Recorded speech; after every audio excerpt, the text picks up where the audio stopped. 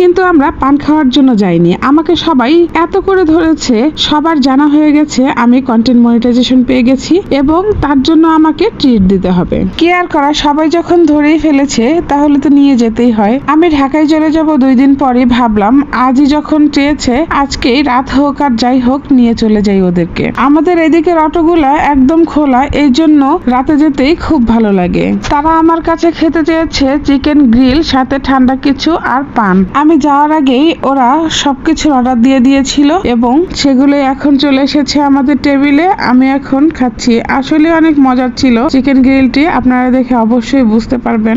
ঢাকা থেকে যখন অনেকদিন পর পর আসি তখন সবাই যখন বায়না করে এখানে এসে আমরা প্রায় খেয়ে থাকি। চিকেন গ্রিল খাওয়া শেষ আমাদের, এখন আমরা চলে এসেছি পানের রাজ্যে। আমরা সবাই মিলে এখন পান খাবো আর আনন্দ করতে করতে বাড়িতে ফিরে যাব।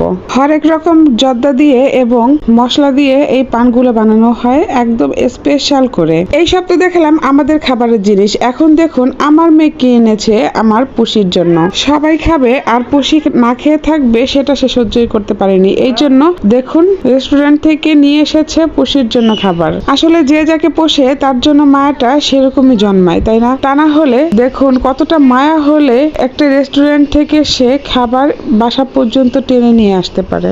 এখন আমাদের পুষিও খুশি, আমরাও খুশি, আপনারাও নিশ্চয়ই এই ভিডিওটা দেখে অনেক খুশি হবেন। Thank you so much for watching my video.